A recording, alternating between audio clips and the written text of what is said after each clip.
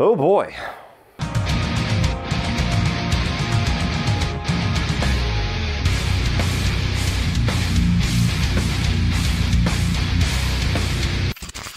So Laid to Rest tells the story of a woman who wakes up with amnesia in a coffin and then spends the rest of the night running for her life from a man in a Chromeskull. Alright guys, welcome to the Laid to Rest reviews. There are two of these films. You're going to have one review today and one review tomorrow, and both of these are both sponsored by and in collaboration with The Horror Show. Cecil, a good buddy of mine over there at The Horror Show, the guy that's doing the Dylan's New Nightmare movie that I've already told you guys about. And if you haven't, check out that trailer reaction, go support this film. Nonetheless, Cecil was a patron of mine for quite a while, sent me both of these movies, wanted to do reviews together. We're just now finally getting around to them, or I guess I'm just now finally getting around to them. He's been tapping me on the shoulder for about 8-9 months now. So we're talking about Laid to Rest. These are two films that I've heard of, but never seen before. But anyway, it goes without saying, once you're done watching this review, please check the video description below for the link to Cecil's review over at The Horror Show. It'll take you over there. You can find out what his thoughts are. Please hit the subscribe button over there if you are not already a subscriber to The Horror Show. And then come back tomorrow and check out our reviews on Chromeskull Laid to Rest 2. Now, as far as Laid to Rest 1, let's talk about the positives.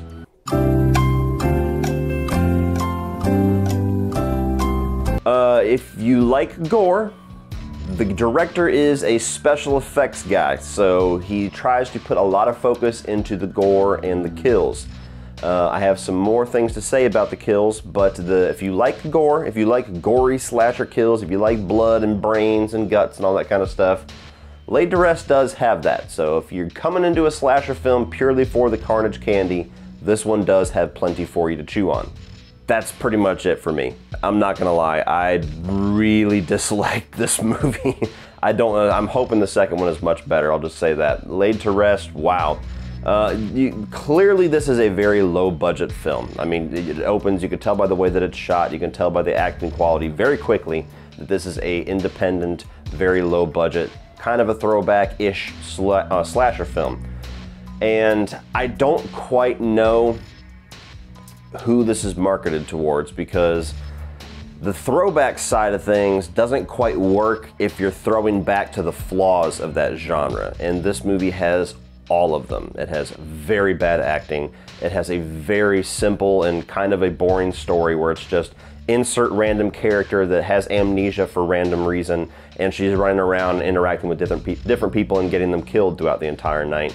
You have a slasher villain in Chromeskull who honestly, at least in this first film, doesn't really have that much of an icon appeal to me personally. It's just a dude with literally a Chromeskull mask.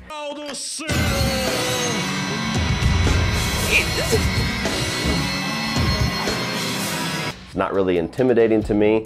It's not the worst thing I've ever seen. It's kind of cool, I guess, but I mean, it literally looks like a mask that you would see like at Spirit Halloween off to the side, where you have all like the licensed products like the Halloween mask and the Freddy mask and things like that, and then you go over and you have like Witch Face, Chromeskull, and it looks like one of those types of masks where somebody would just pay $8 for it and they made this villain off of it. There's a little bit of a gimmick where he has this camera where he's filming all of the deaths that is just there. I guess it's just part of the lore. I guess he sends videos of what he does to the police.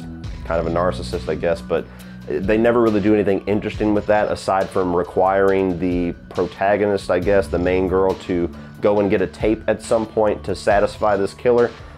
Beyond that, it was just run-of-the-mills throwback slasher shit, and it didn't really bring anything interesting that I haven't seen before done much better. So to get a little bit more specific, I know I kind of just got all of my thoughts out very quickly there. As far as characters and acting, the characters in this, when you have the main character who is the one you're following the entire time, who is a very poor actress, I will say that, and her only story is she has amnesia.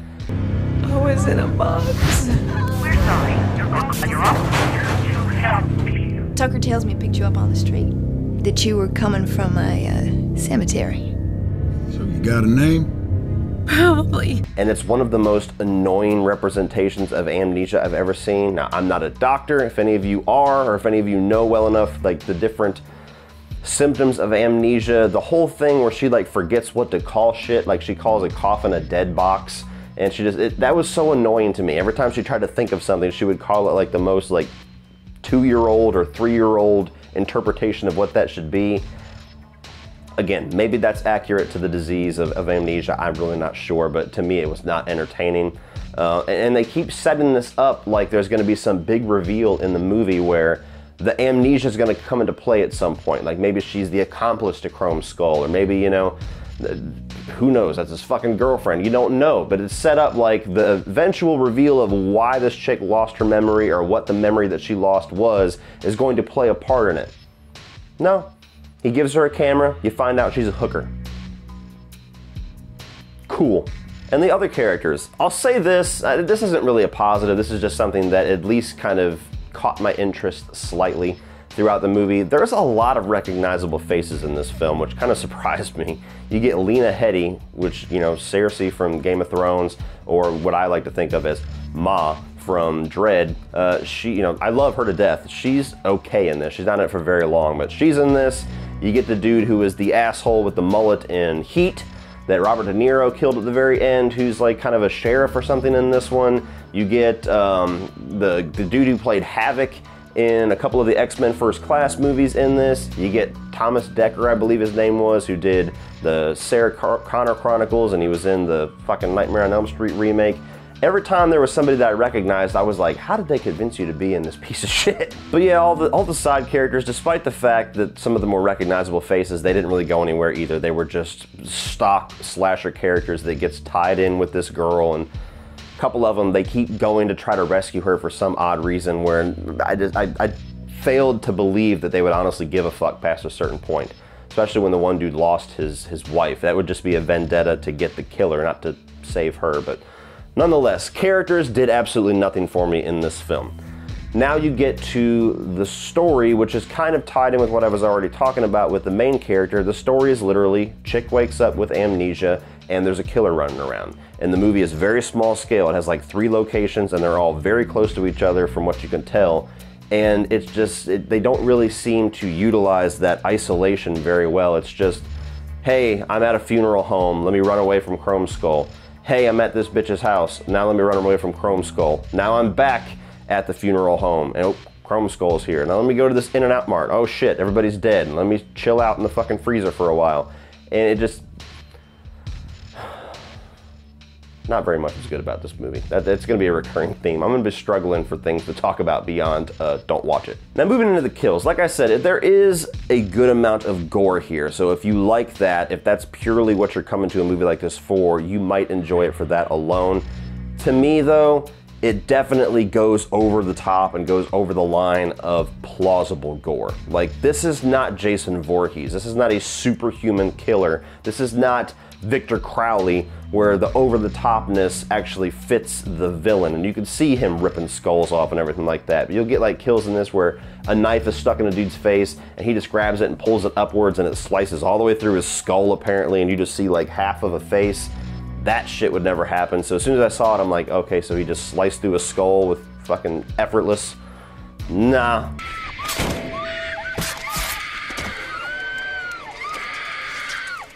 Like, the logic issues start to get with me with the gore sometimes with some of these kills. And there's a couple more throughout the movie where it's just like, okay, how strong is this fucking guy?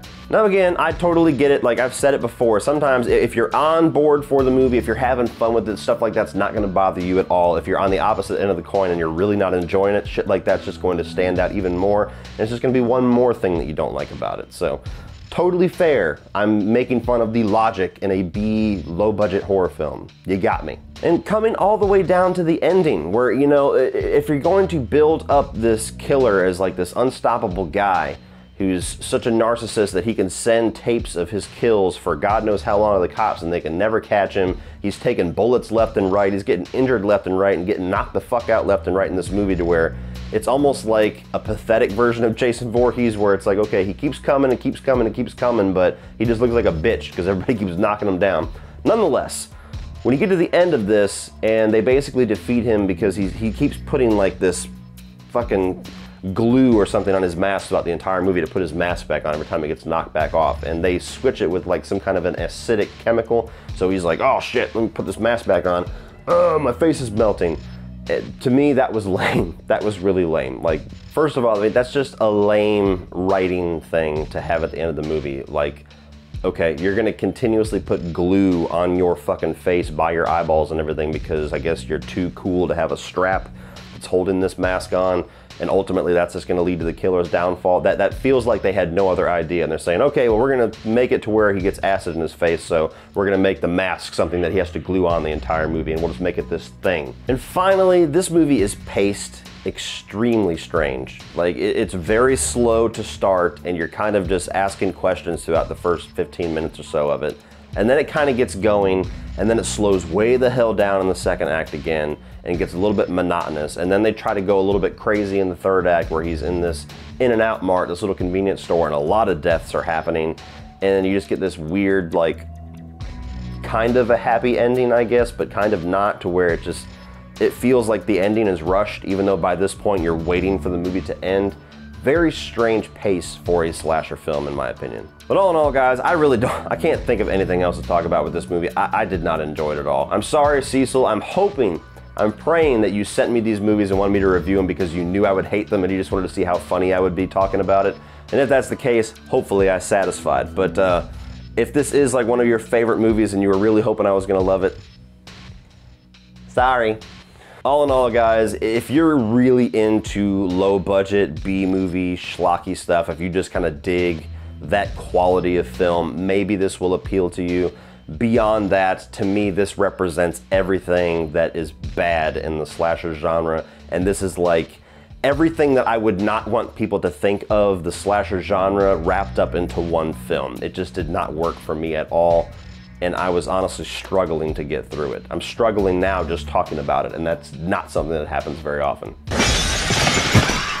So unfortunately, this thing pretty much failed at every level for me. I have no interest in ever watching it again, and I'm really crossing all my fingers and all my toes that Chromeskull Laid to Rest 2 is at least a little bit better than this first one, because as far as this first movie goes, fuck this movie. So what do you guys think of Laid to Rest? Are you a fan of this one? Did I just break your heart tearing this movie to shreds? Are you on the same exact page as me and this is just something that does not work for you at all? Is the second one better? Let me know down below. Please, God, do not tell me that it is worse. And are you looking forward to a third Chromeskull? I don't know if there's one in production or not. I think I read something about 2017 they were supposed to make one. We'll see, I guess. Let me know your thoughts down below. Please check the video description for the link to the horror show so you can go and check out their review. Subscribe to their channel. Apologize to Cecil for me if he praises this movie and I'm about to really crush his dreams with this review. But nonetheless, guys, please check out that channel, check out that video. And if you're not already a subscriber here, please like and share this video and hit the subscribe button on this channel. Go ahead and check the video description as well for social media links like Facebook, Instagram, Twitter, my Patreon page, which is a great way to give back to this channel, help this channel grow, and get cool exclusive content for your eyes only if you decide to become a patron, and my Teespring store just below that, so you can scroll down and see it right now and swipe through my Teespring shelf, and it has all of my merchandise designs. It has t-shirts, stickers, bags, I think there's even socks and some other stuff down there, but a lot of cool designs. The Autopsy Stream logo's down there. 331 on 31 logos are down there, so check all that out and please represent this channel with some of that awesome merchandise.